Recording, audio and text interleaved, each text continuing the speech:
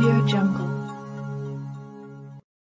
Vous êtes sur la même fréquence, celle de la résolution télévision. Mesdames et messieurs, merci de votre fidélité. Nous vous servons sans parti pris. Tout le monde est le bienvenu chez nous.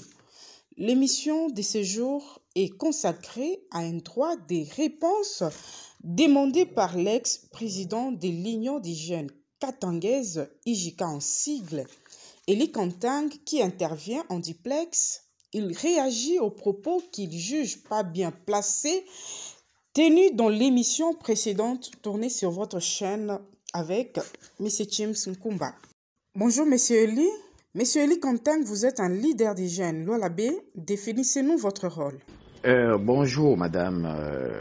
Merci pour m'avoir invité en fait de répondre à quelques questions qui préoccupent les l'OLAB. Et quant à la première question de savoir comment j'ai défini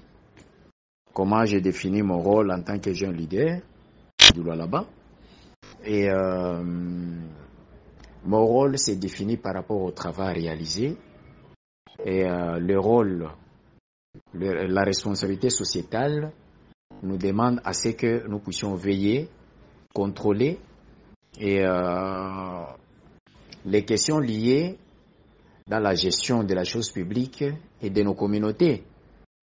Alors, c'est une obligation pour nous de répondre à tout moment lorsqu'il y a des questions dans la communauté et dans des services. Nous sommes obligés de prêter attention et de répondre à ces questions-là, de savoir qu'est-ce qui se passe autour des gestionnaires des services publics, ceux qui tiennent nos ressources naturelles, financières, ainsi de suite. Ils doivent rendre compte à la population. Alors, on ne peut pas se taire parce qu'il y a des gens qui trouvent qu'ils ont la morale à nous faire pour ne pas parler. Tout récemment, votre nom a été cité comme ayant porté des fausses accusations contre les responsables de la division des mines. Quelle est votre réaction? Merci madame. Je pense que c'est là qui cite mon nom et ce sont des gens qui ne maîtrisent rien. Ce sont des personnes qui sont payées. Nous savons que le responsable de la division de mines à payer des gens pour le défendre. Et parce que moi, je ne comprends pas la relation ou corrélation entre les communicateurs du chef de l'État à Kinshasa et les communicateurs du gouvernorat du Lualaba et la division de mines. Comment expliquer le communicateur du gouvernorat quitte le gouvernorat au lieu de défendre la politique? Parce que lorsqu'on parle de communicateur, ça vous défendez l'idéologie de l'autorité morale qui vous gère. Vous devez défendre la politique, sa politique de gestion, sa politique de diriger la province ou une institution. Mais si on trouve que le gens qui n'a aucune notion de la communication, parce que nous, à son temps, lorsque nous étions appelés communicateurs, il y avait des formateurs qui venaient de Kinshasa et partout ailleurs nous donnaient l'art de la communication. Mais nous n'étions pas journalistes. Mais on nous donnait les notions et comment être communicateur d'un chef, d'une autorité. D'ailleurs, il y avait une note circulaire qu'on avait mis qu'on avait publiée par le gouvernement provincial du Lualaba, qu'aucun communicateur ne pouvait communiquer au nom de l'autorité provinciale. Pourquoi? Parce que ces communicateurs-là, ils s'aimaient beaucoup de la zizanie, il semait beaucoup de la confusion et insultait les autres Katangais ou notables au nom de l'autorité provinciale Fifi Masuka. D'ailleurs, nous avions à son temps salué cette décision. Mais ils reviennent en charge encore. Ils quittent le gouvernorat pour aller défendre la division des mines. Par là, vous comprenez que c'est-à-dire, c'est lui qui est à la tête de mine, il a chargé des gens pour nous attaquer au lieu de défendre. Parce que si vous êtes accusé pour quelque chose, vous devez vous défendre. Vous devez présenter les arguments de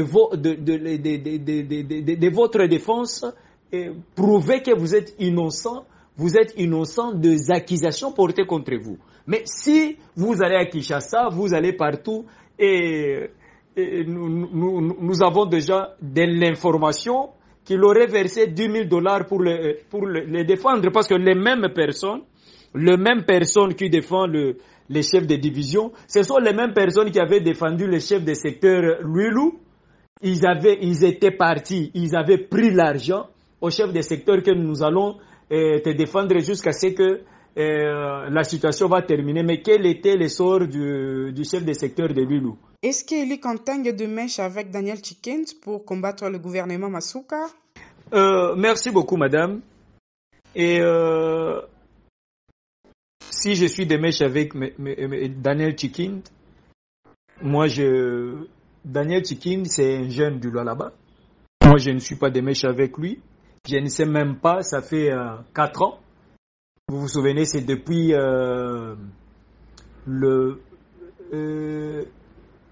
si je peux me dire, c'est depuis le 30 mai 2021 que nous tous nous avions perdu l'emploi au gouvernorat. Et depuis ces jours-là, chacun est dans son coin, nous sommes dispersés et chacun est en train de mener ses actions de sa façon. Alors, comment est-ce que je peux être de mèche avec Tchikinda? Tchikinda, il fait ses publications. Moi, je mène aussi mes actions en province de manière visible avec toutes les institutions, que ce soit privées, que ce soit les institutions publiques. Alors, cela ne m'engage pas parce que j'ai vu le même chef le CD, le chef de division, il a payé les communicateurs de Kinshasa, disant que moi je suis mercenaire en complicité avec Michel Kanimbu. Nous sommes en train de distribuer de l'argent. Est-ce que ce sont vous en tant qu'un responsable d'une grande institution, est-ce que c'est normal? Ou est-ce que moi, Eli Quentin, et lorsqu'on parle des mercenaires, c'est très grave. C'est très grave. Je pense que nous allons porter plainte contre le chef de division pour qu'il nous prouve comment je suis mercenaire. Parce que là, c'est atteinte à la sécurité de l'État. Ils disent que moi j'insulte le président, selon la communication, que j'insulte le président de la République chaque jour. J'ai détruit sa vision, j'insulte maman, la gouverneure Fifi Masuka. Et parce que M. Vano, il est dans la vision du chef de l'État. Ça prouve que il est parti à Kinshasa, il a donné. C'est lui qui a l'argent, parce que nous n'avons pas l'argent. C'est lui qui donne l'argent. Mais dans la vidéo, on dit que non, moi, avec Michel Kanimbu, nous sommes en train de donner l'argent. Nous allons donner l'argent où? C'est lui qui donne l'argent parce que c'est le communicateur là de Kinshasa, il ne maîtrise rien du là-bas. Même le nom, il ne sait pas comment les citer. Parce que vous comprenez que c'est-à-dire, le monsieur veut sauver ses intérêts en sacrifiant les autres de mercenaires. C'est très grave, nous allons porter plainte contre lui, qu'il puisse nous montrer en quoi nous sommes mercenaires, qu'il puisse les prouver, parce que ce sont des accusations très graves. Mais ce que nous sommes en train de dire, nous allons demander à ce que l'IGF descende à la division de mines pour les enquêtes. Moi, je ne peux pas combattre les gouvernements de Maman Fifi.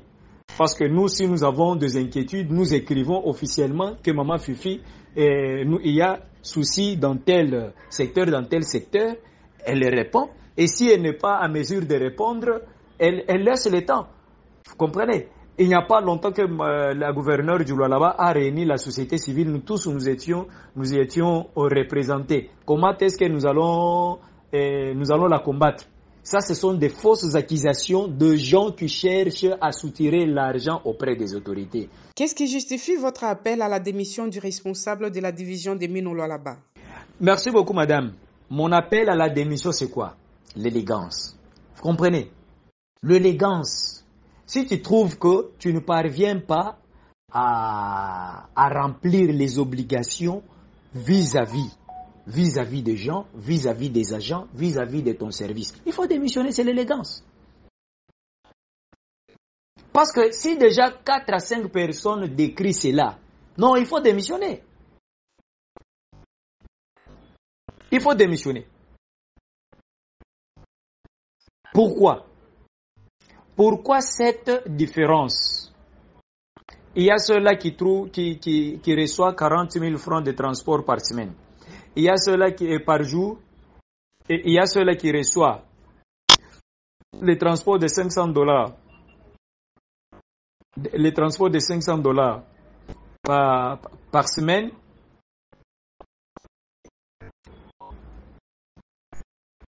Est-ce que vous comprenez qu'il y a un problème? Parce qu'on nous dit que non, il a payé les arriérés. Madame, je pense que suivez tous les CB, entrez en contact avec tout le monde si réellement il a payé l'argent des arriérés de tout le monde. Non. Si le gens décrit, parce que moi je n'ai aucun intérêt, je ne travaille pas à la division des mines. Je ne travaille pas à la division des mines. Alors, madame, aussi ce que nous vous suggérons, amenez des gens réfléchis et rationnels sur votre plateau. Parce que si quelqu'un déjà a du mal même à s'exprimer en français pendant 1 minute, c'est un problème. Pire encore, il ne sait même pas s'exprimer en lingala, mais il veut toujours parler en lingala. C'est très grave, madame. C'est très grave. Vous savez, il y a des gens aujourd'hui au Lualaba, c'est-à-dire ils gagnent leur vie par les insultes. Pour moi, je ne peux pas gagner ma vie sur les insultes, ni encourager les gens à gagner la vie par les insultes. C'est pourquoi l'autorité provinciale, il avait écouté nos cris et il avait suspendu cette histoire-là de parler à son nom. Moi, je trouve que si vous invitez les gens sur votre plateau, vous devez quand même leur donner les orientations avant de prendre les micros. Oui, qu'il démissionne parce que il y a la grogne. Il y a la grogne, c'est pourquoi nous demandons qu'il démissionne, parce qu'il y a des gens qui ont fait la prison à cause de ça, à cause de cette division de mines, pour améliorer les choses. Quelles sont vos propositions? Voilà ce que nous avions proposé. Je pense que nous étions dans son bureau, parce que là, je retrouve seulement la lettre de transmission et la liste des 6 personnes qu'on lui avait envoyées.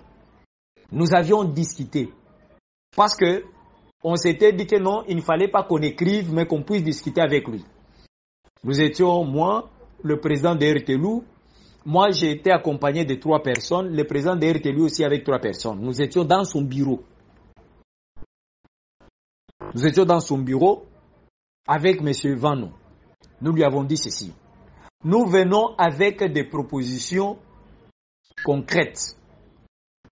Première chose, nous demandons à ce que tu puisses améliorer les conditions de vie des agents de la division de mines, parce que au temps de Passia Kalala, c'était une gestion sous tension et beaucoup de gens travaillaient avec beaucoup de stress parce qu'il y avait des administrations. Il y avait une administration au niveau de 4e rue, là où était Passia Kalala avec ses venant de 14 personnes de Lumumbashi.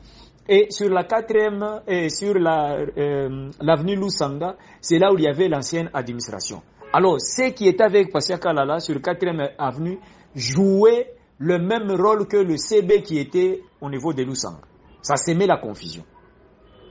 Alors beaucoup de gens étaient frustrés et la dégradation de la vie ou soit de la gestion de la division de mines était palpable.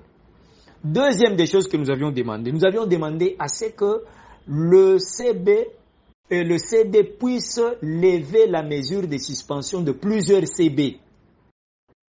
Parce que Passia Kalala, tous ceux qui n'étaient pas dans son obédience, ils étaient suspendus. Alors il fallait lever cette mesure-là de suspension pour avoir un climat apaisé, un bon climat à la division des mines.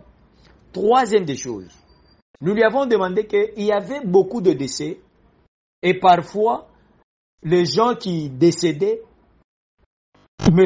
Passia Kalala ne venait même pas assister au deuil, aux obsèques. Il y avait eu une succession de morts, de CB, ainsi de suite. Nous avons suggéré que comme vous venez de prendre cette division, nous vous suggérons de faire par tous les moyens que soit les enfants de défunts, soit les épouses de défunts trouvent le numéro matricule afin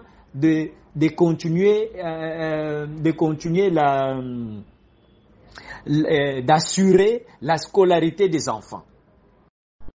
Et quatrième chose, nous avons demandé à ce que les gens qui venaient de Lubumbashi là, qu'ils assuraient une administration parallèle puissent rentrer à Lubumbashi comme M. Passia Kalala est rentré et réorganiser les choses pour que les CB qui devraient jouer, dont les rôles étaient joués par le venant de M. Kalala, reprennent leur fonction en main. Et la dernière des choses, nous avions demandé que, comme c'est nous qui avons milité pour cette et pour que M. Passia Kalala puisse être remplacé, comme c'est la communauté qui ont milité, il y a nos jeunes qui n'ont pas d'emploi. Et Narcisse Nawejuluchiku avait fait 2 mois. 2 mois là, c'est en prison à Dilala. Et plus les autres jours qu'il avait fait au niveau des je ne sais pas, c'est Aner et quelques chose, 2 mois et quelques jours. Nous avons dépensé plus de $5,000 pour les faire sortir. Alors, prends au moins 3 personnes de l'IJICA et 3 personnes aussi de RTLU, qu'ils puissent aussi bénéficier de l'emploi à la division du travail. C'est ça. Mais, est-ce que le monsieur avait-il respecté cela? Qu'il puisse nous le prouver. Mais moi, j'apprends déjà que tous les CV sont dispersés. Tous les CV sont dispersés au travers le pays. Il a fait le contraire de ce que nous, la population, nous lui avons demandé. Alors, quelle proposition encore que nous allons lui faire? Je pense que pour moi, c'est mon avis. Et si déjà plusieurs personnes décrient cela, il doit prendre conscience, sinon on risque de le bouffer son argent, tout ça, parce que toutes les attaques qui viennent de part et d'autre, mon frère, tu ne sauras pas détruire tout le monde. Merci beaucoup. Audio Jungle.